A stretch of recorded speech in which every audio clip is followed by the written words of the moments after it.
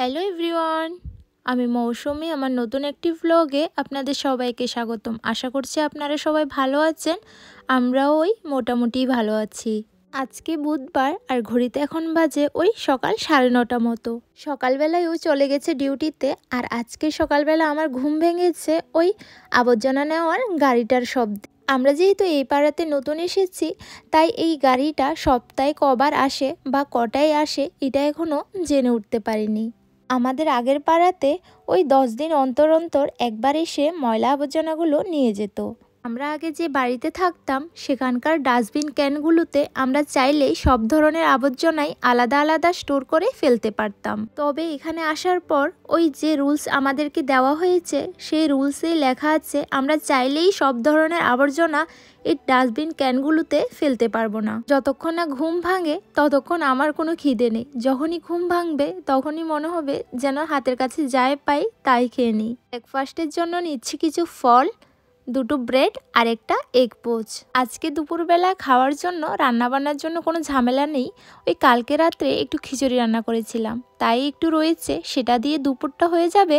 ভাবছি রাতের জন্য বিকেলবেলায় রান্না বসাবো।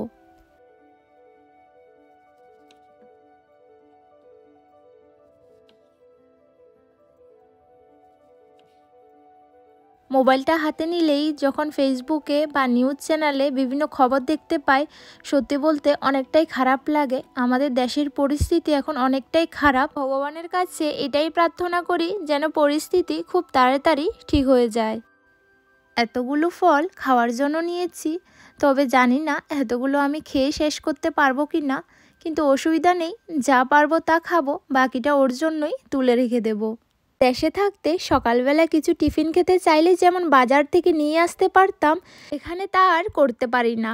এখানকার ম্যাক্সিমাম ক্যাফেতে সকালবেলা কফি ছাড়া কিছু অ্যাভেলেবেল পাওয়া যায় না। টিফিনটা খেয়ে কিছুক্ষণ বাইরে রোদে দাঁড়িয়েছিলাম, যদিও রোদটা একেবারে গায়ে লাগছিল না, তবু নামমাত্র রোদে দাঁড়িয়েছিলাম। আমাদের আগের বাড়ির তুলনায় এই অ্যাপার্টমেন্টটা অনেক অনেক ছোট। আমাদের এই অ্যাপার্টমেন্টটা হচ্ছে 2 রুমস অ্যাপার্টমেন্ট, একটা বেডরুম আর একটা হচ্ছে কিচেন প্লাস লিভিং রুম। আমরা যে অ্যাড দেখে এই অ্যাপার্টমেন্টটা চুজ করেছিলাম, সেই অ্যাডেই ওনারা দিয়ে দিয়েছেন কিচেন রুমটা যেহেতু অনেক বড়, সেজন্য এটা লিভিং রুম আর কিচেন হিসাবেই ব্যবহার করতে পারি আমরা। তার সাথে পেয়েছি ছোট একটা বাথরুম। আর এই জায়গায় আমি ঘর ক্লিন করতে করতে শব্দ পেলাম, মোবাইলটা অনেকক্ষণ থেকে ভাইব্রেট হচ্ছে। ভাইব্রেট হওয়ার সাথে সাথে বাইরে এতটা জোরে সাইরেন বাজছিল, ইমার্জেন্সি সাইরেন, যেটা আমাকে আরও প্যানিক করে দিয়েছে।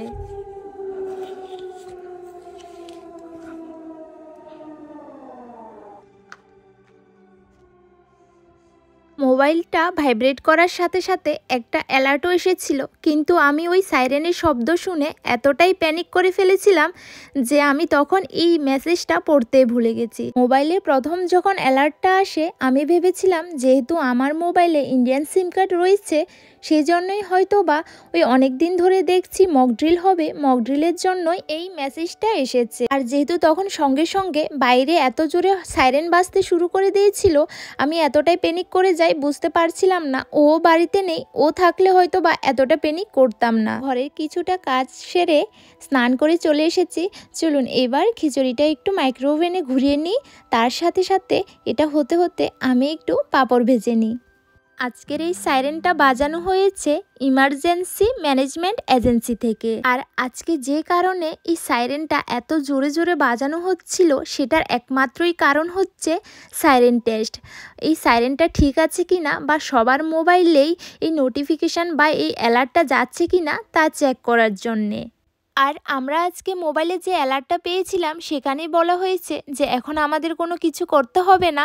যদি এমন কোনো সিচুয়েশান আসে, ইমার্জেন্সি সিচুয়েশান, তাহলে আমাদেরকে এই সাইরেনটা বাজিয়ে অ্যালার্ট করা হবে, আর কি করতে হবে তা মোবাইলেই বলে দেওয়া হবে। তো চলুন, দুপুরটা আমার অনেক ভয়েই কেটেছে একা একা বাড়িতে। আর আজকের ভিডিওটা এখানেই শেষ করছি। ভিডিও ভালো লাগলে লাইক, শেয়ার, কমেন্ট করে জানাবেন। আর আপনারা সবাই ভালো থাকবেন, সুস্থ থাকবেন। টাটা।